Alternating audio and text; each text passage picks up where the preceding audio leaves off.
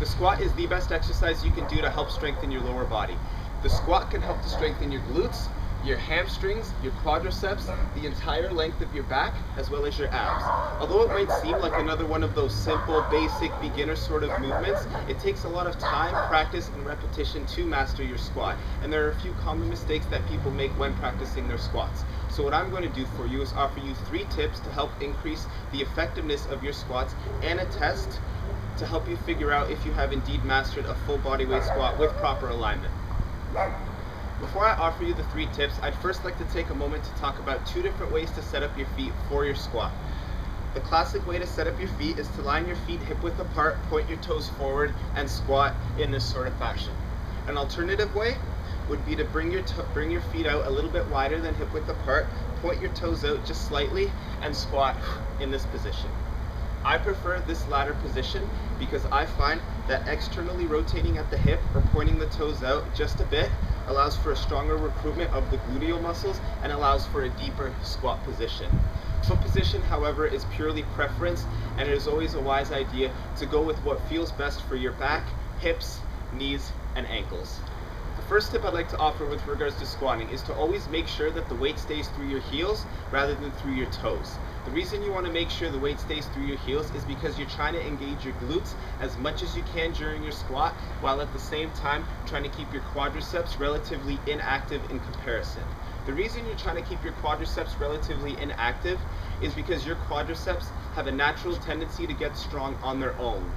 And what I mean by that is that when your average person goes out for a walk, run, hike, bike ride, or play sports that involve lots of running, such as football, soccer, or basketball, there's a tendency for most of the work to come through your quadriceps. Keeping that in mind, you want to make sure that your comfort zone when you're squatting is always putting the weight through the heels, no matter how much weight you're lifting or how tired you might feel. An easy way to do this is to always make sure that the first portion of your movement is a sitting back of the hips and then a bending of the knees, rather than the opposite, your knees moving first, followed by your hips. So the first tip for better squats is to always make sure that the weight stays through your heels and never through your toes.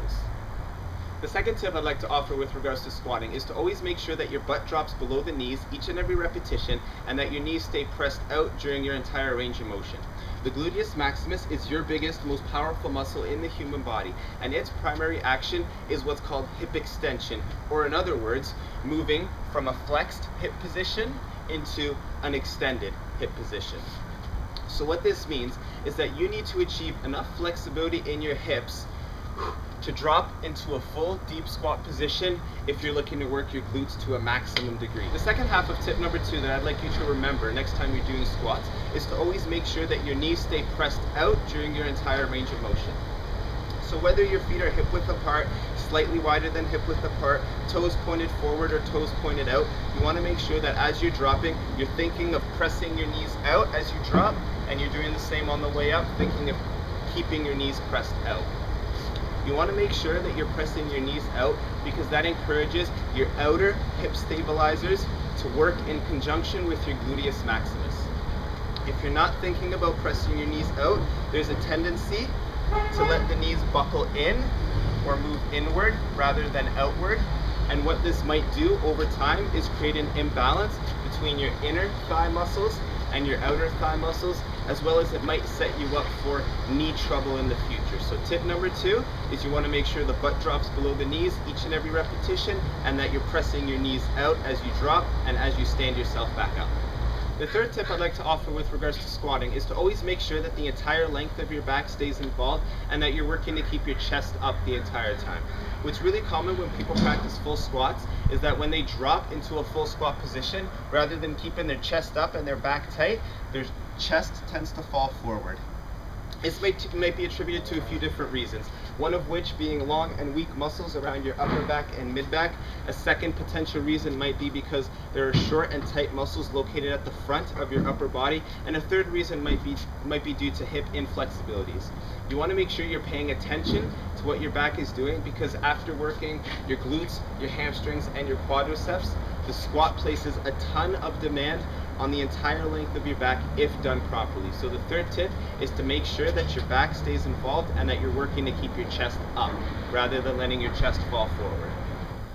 So the last thing I'd like to do is offer you a simple test you can do anywhere with the aid of a wall to help you figure out if you have indeed mastered a full squat with proper body alignment, or if there's some areas that you need to work on and improve.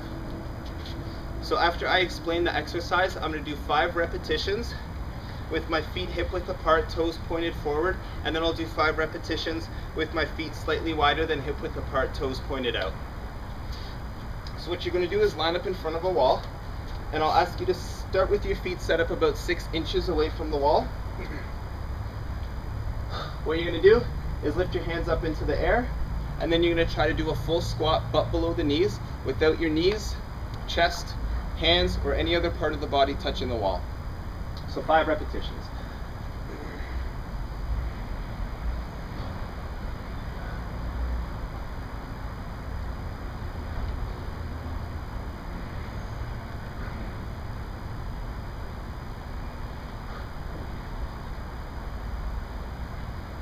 And then I'll just adjust my feet slightly, feet a little bit wider, toes pointed out for 5.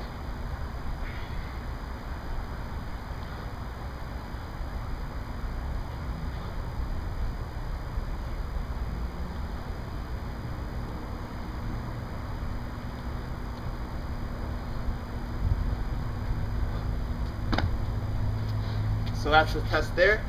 If you're able to do repetitions in that sort of fashion, then you can safely say that you have mastered the full bodyweight squat, and you should have no problem moving to any sort of squat variation you might want to try. So that might be back squats, front squat, bodyweight squats, squat jumps, any variation of squats you should be able to do if you can pass that test.